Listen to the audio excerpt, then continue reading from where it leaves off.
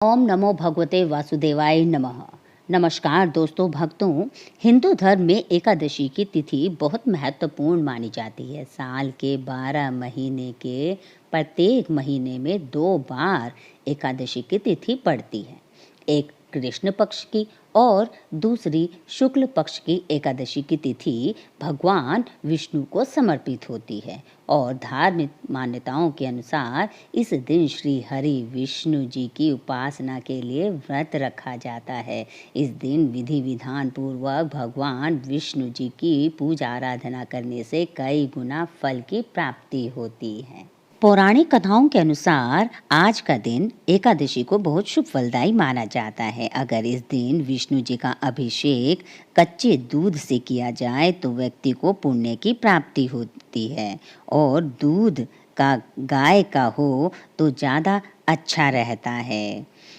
इस दिन विष्णु जी का जलाभिषेक करना भी अच्छा माना जाता है। इसके लिए दक्षिणावर्ती शंख का प्रयोग कर सकते हैं। इससे व्यक्ति की स्वास्थ्य संबंधी समस्याएं भी दूर होती हैं। एकादशी का व्रत इतना प्रभावशाली होता है कि इस दिन व्रत रखने और विष्णु जी का या विष्णु स्वरूप श्री कृष्ण जी का ध्यान करने से व्यक्ति को प्रेत योनि से छुटकारा मिलता है, अर्थात मोक्ष की प्राप्ति होती है। इससे वो सांसारिक बंधनों से मुक्त रहता है। दोस्तों भक्तों, विष्णु जी को तुलसी दल बेहद प्रिय है। इनके बिना पूजा अधूरी जानी जाती है। इसलिए विष्णु जी की पूजा करते समय उन्हें 5 तुलसी या ना हो सके तो 1 तुलसी का पत्ता, चाहे वो ताजा पत्ता हो या फिर सूखा पत्ता हो, या तुलसी की माला चढ़ानी चाहिए। इससे पुण्य की प्राप्ति होती है। एकादशी का व्रत दशमी तिथि से ही शुरू हो जाता है, इसलिए रात से ही व्रत रख लेना चाहिए।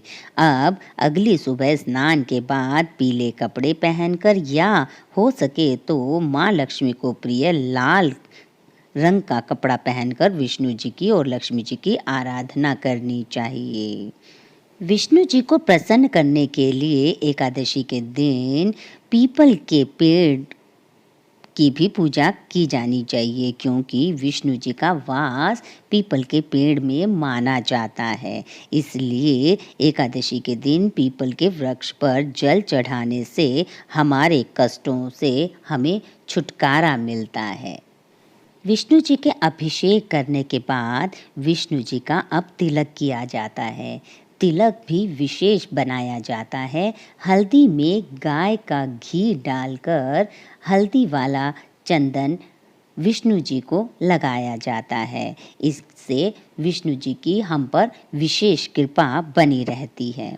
और फिर पीले फल जो है भोग के रूप में विष्णु जी को या विष्णु स्वरूप श्री कृष्ण को चढ़ाया जाता है। पीले फूल अर्पित किए जाते हैं। तुलसी और मिश्री का भोग लगाया जाता है।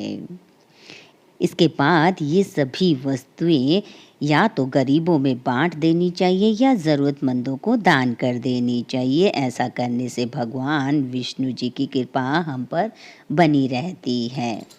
एकादशी के दिन शाम के समय तुलसी के पौधे के सामने गाय के घी का दीपक लगाना चाहिए और ओम वासुदेवाय नमः मंत्र का जाप करते हुए तुलसी माँ की 11 बार परिक्रमा करनी चाहिए।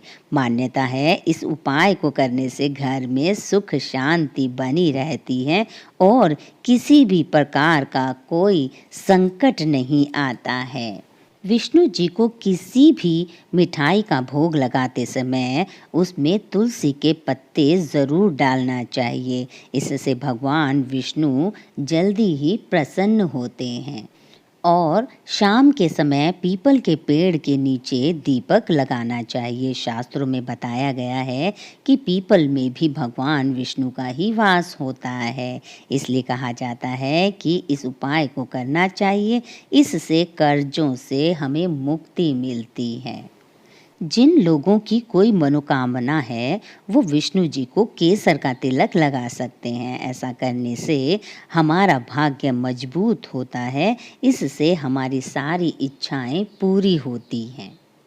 अगर जीवन में शांति चाहते हैं तो दूध से विष्णु जी का अभिषेक करें। इससे मानसिक तनाव और परेशानियां दूर होती हैं। जो लोग आर्थिक तंगी से छुटकारा पाना चाहते हैं उन्हें विष्णु जी और माँ लक्ष्मी की साथ में पूजा करनी चाहिए। साथ ही ज़रूरतमंदों को सफ़ेद चीज़ें दान करनी चाहिए। ऐसा करने से हमारे पास खूब पैसा सुख समृद्धि आती है। अगर हमारे जीवन में अड़चनें आ रही हैं तो इसे दूर करने के लिए विष्णु जी को एक पानी वाला नारियल भी हम चढ़ा सकते हैं। ओम नमो भगवते वासुदेवाय नमः।